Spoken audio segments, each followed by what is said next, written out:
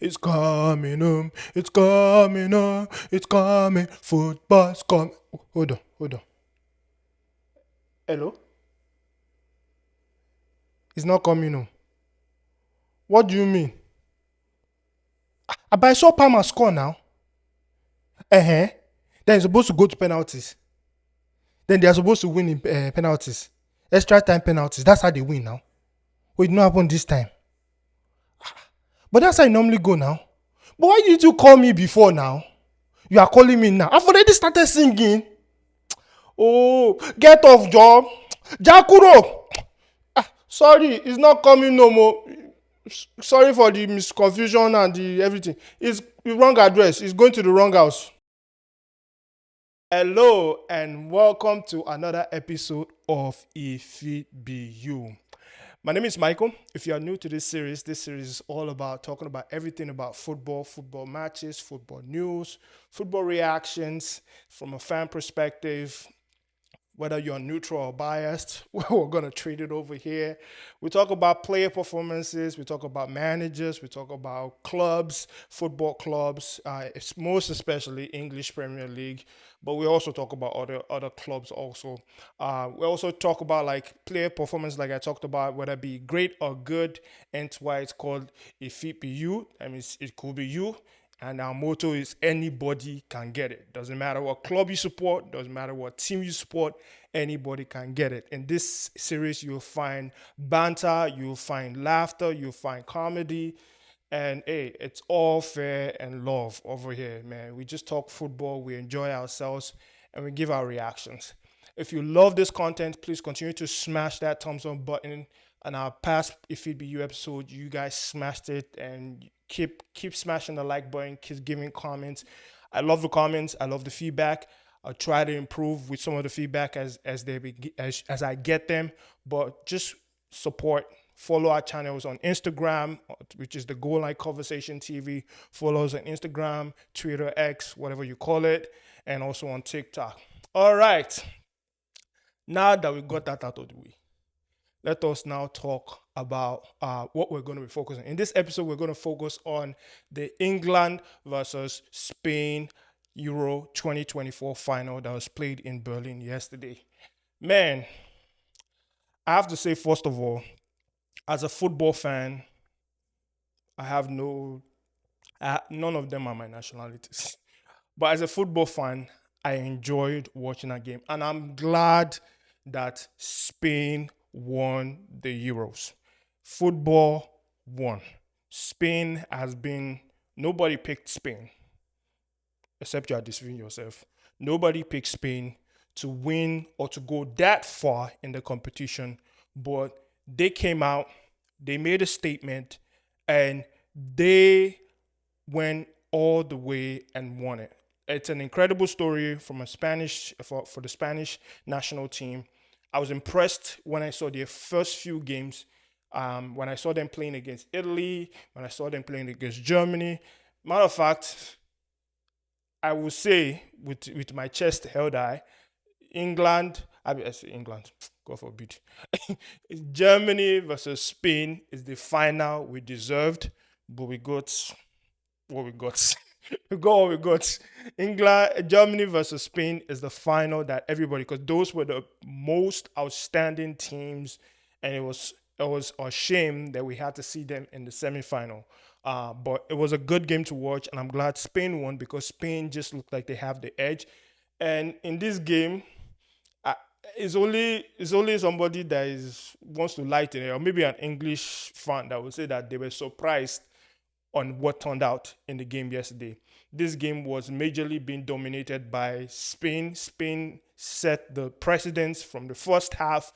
They didn't start the way I think they would start because I think some of their stars or their key players were a little bit they let the occasion get to them. And for example, I mean Yamal wasn't really putting Luke Shaw on toast like I thought he would. But second half, they grew into the game and they actually showed why they're the best team in the competition.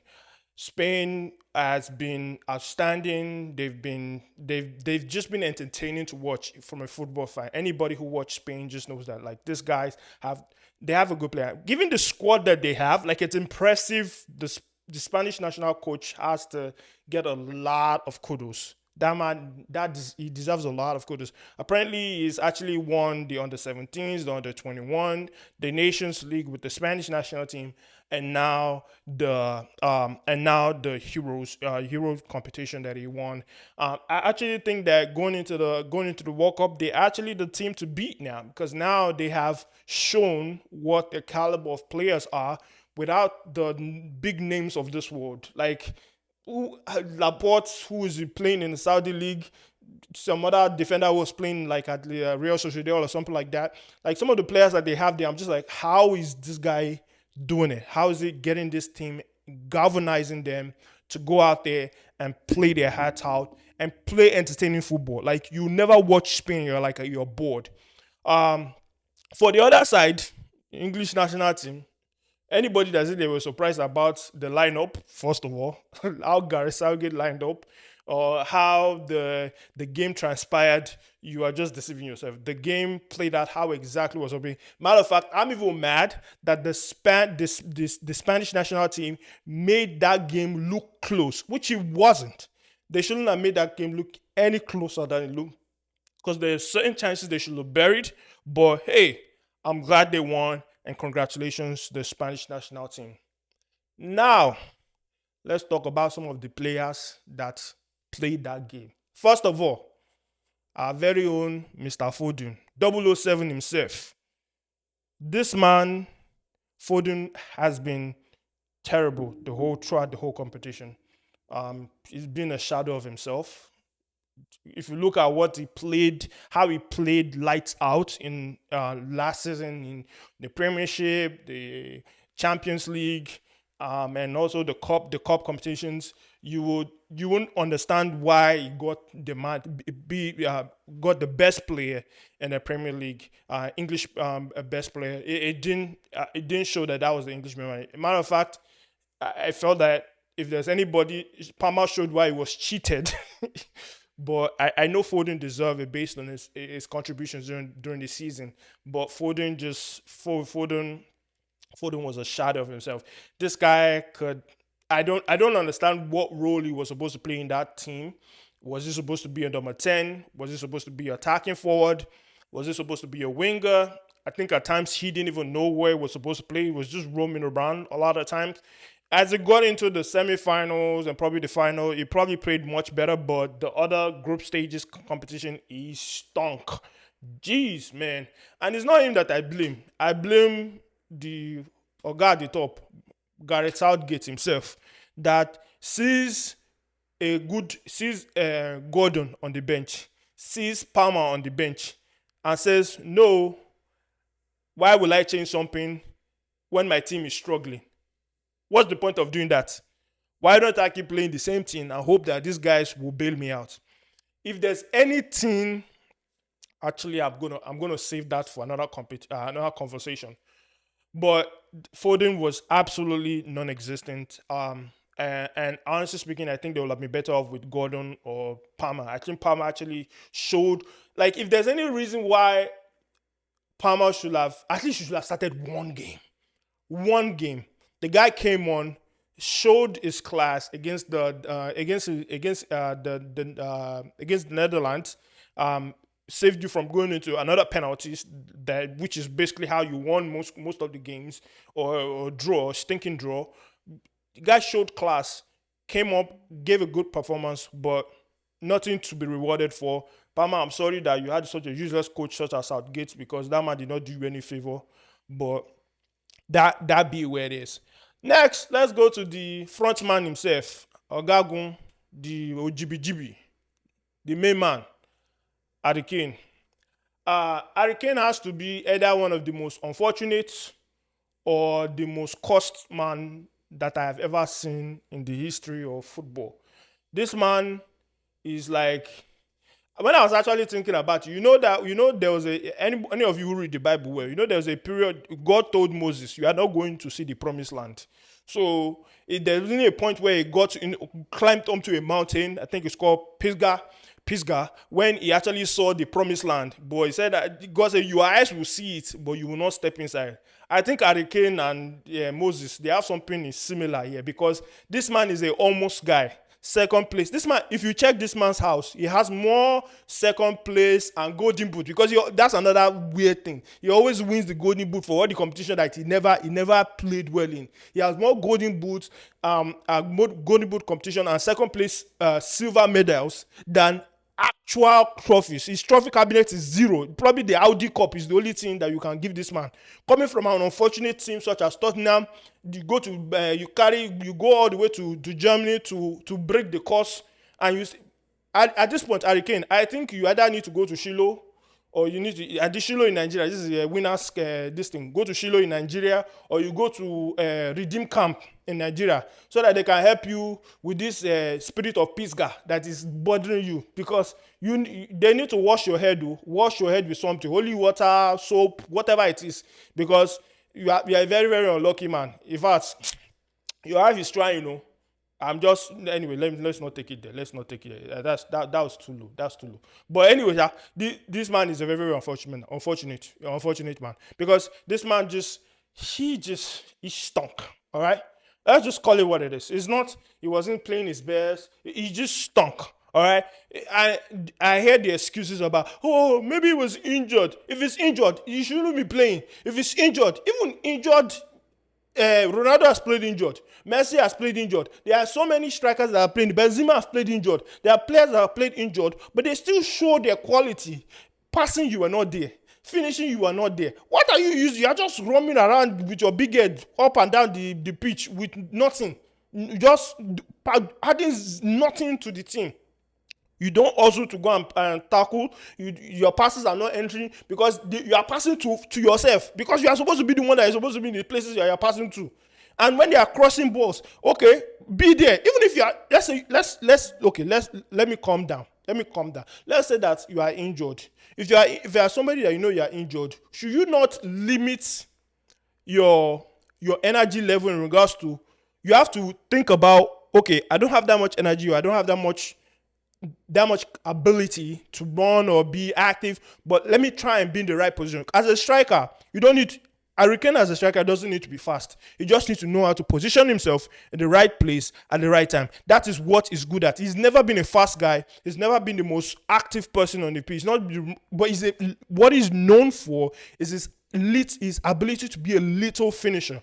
And he showed none of that. We saw none of that in this competition. The only thing he could do was play penalty. That's the only thing. And score one unfortunate rebound. That's the only thing. Or an assist from Ivan Toney. But other than that, he has shown that, fine, he's still a very, very good player. But this competition, he stunk. All right? Bundesliga, Bayern Munich. I hope you guys you took a receipt, because this 30 days by... You have to ask for your money back from Tottenham, because these guys, either they have used him, or they put whatever Tottenham cost of not winning trophy, they put it upon that guy. Because as long as that guy is in that team, I don't know if England will win any cup. Because at this point, you have to ask Hurricane, you have to beg him to retire at this point. Either that, or he goes to Shiloh or Redeem Camp. One of the two. Anyway, let's move on to another player that was woeful, was just horrible. The next player is Kyle Walker. My God, that second goal.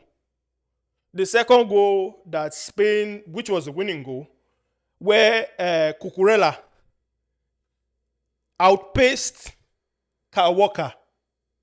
Something is wrong with that statement, guys. Cucurella outpaced Kyle Walker. Kyle Walker is getting old, though. That's the only explanation. Kyle Walker is getting old, and his legs don't move like they used to, because there is no way in any world where that word I just said outpaced Kyle Walker. Kyle Walker is pace.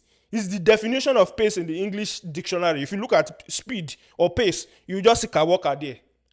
This guy being outpaced by Cucurella to get to the ball and Coca-Cola crossed it, and that was literally winning goal. And Kawaka has been horrible this whole competition. Also, he just stink. It looks like they just carry their. Look at let's go. The only person that did not follow this trend is Rodri, because this woeful performance from the Man City players that had their woeful performance against Man U. And they carried it all the way to the international distance. Something similar is that the only person that not do is Rodri, because that guy is immune. He's the one that is even helping Man City. So let me not pull trades. That's just pulling trades. Let me go back to the topic. Kaveka was horrible. He stunk. And what was actually so annoying was that in this situation, you have a Trent. You have Trent as a substitute. But as a coach, he said, no, why will I change? Why will I do something different to get a different result? No, I want to keep doing the same thing over and over again and expect a different result. My brother, that's what they call insanity.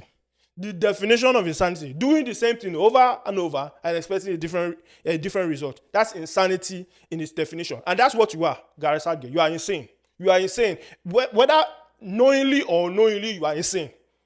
Let's move on to the next person, which is the MVP of the English national team, the man that has been carried on a stretcher, carried by wheelchair, is Gareth Southgate. Gareth Southgate has been carried by the English players in general. This man is the most. He has no tactics. You cannot tell me he has tactics. He has no tactics. He has no game plan. He just puts a bunch of superstars on the field and say, please bail me out. Help me, please. That is Gareth Southgate's plea. That is his halftime talk. Please help me not to get fired. Because that's the only thing that I can think he's saying, telling them during that halftime speech, or even before they go into the game. Because this man was carried. Let's not call it, they're not, good substitution. No, he was carried. He was carried throughout this whole competition, because England should have been out their game against Slovakia, I think the round of 16. Was it Slovakia or so? I think so. But that game, against Slovakia, is when they should have been eliminated, to be honest. That's Bellingham's bicycle kick, which was a sensational goal, or very, very good goal by Bellingham. And then the quick follow-up, which was a header by Harry Kane, was what bailed out this man. If not, this man he has shown that he doesn't understand how to pick the best England team that will give him the right result. Because if not, explain to me why Luke Shaw went to that competition. What did Luke Shaw want to go and do? Luke Shaw went for his rehab in a Euro competition. He went to go and do rehab. How can you take a player to go and do rehab, and then he only plays one game, which is the final, which he showed that he was not match fit? Because the Lamine Yamal assist to Nico Williams, Luke Shaw lost his player. He lost the player. He didn't know where he was supposed to go. And before you know it, boom, first goal. So this man, I pray my plea now to the FA, which is the English Federation or whatever they call them, English FA, please, Football Association, please keep Gareth Southgate. I'm pleading. He can do better. He can do better. It's a bump on the road to glory. 2 finals back to back. You didn't win. It's a bump. He lost in the semi-finals of the World Cup. He said, nah, it happens to anybody. It happens to anybody. Please keep Gareth Southgate as the coach. I'm begging. Please keep him. Keep Gareth Southgate. And Nigeria, let's pray that England draws up. Because at this rate, England and Nigeria, I don't know which ones. I think Nigeria may actually even beat England at this point. So, Saka, are you sure you don't want to switch? It's not too late, oh. I know you have Nigerian passports. It's not too late, oh. We can arrange something. Tinubu will help us, right? Yes, sir. All right, let's move on to the last conversation for today. And I just want to shout out some of the players that had very, very good competition. And it was just just shout out them generally. The one person I wanted to shout out was Cuckoo Roberto. Carlos. Cuckoo Roberto Carlos. The first of his name. Hey, we all know who he is. This guy actually surprised. I am a Chelsea fan, and me, I was surprised by how well this guy was playing. I almost, I felt that maybe it was another player that they had on the pitch because this guy, he was actually very, very good. He was very, very good. He showed his class. Against Saka, I was worried. Though. I will not lie. I said, Jesus, they have found a weak spot. This Cucurella against Saka is not going to be. It's very, very, very deadly day. But Cucurella held this one.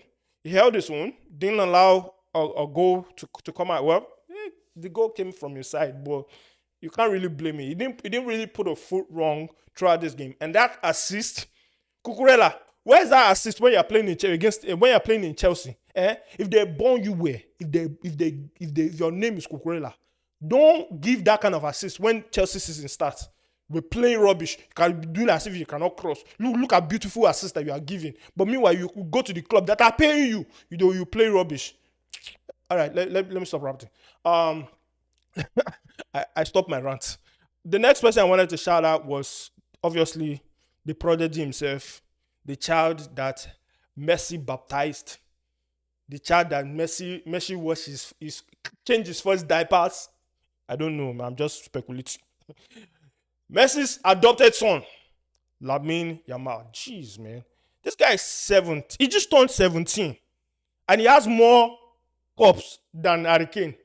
Imagine. Just turned 17. He has more cups than Harry Kane. Harry Kane, don't worry. One day, he will come to you. Lamine Yamal has been impressive. He won the young player award of the competition, and he deserves it. I think even it was probably, but if I'm not wrong, I think he has the most assists also in the competition, and he actually deserves everything all the attention that he's getting. This guy has outperformed Mbappe, and Mbappe right now is looking like one of those. Yeah, you know you are good, but this Lamine Yamal is the hottest thing. Before it was Mbappe. Now it's Lamine Yamal. Please, Mbappe shift to one side. When they are playing in Classico now, it's going to be Lamine Yamal and whoever they pick there from the Real Madrid squad.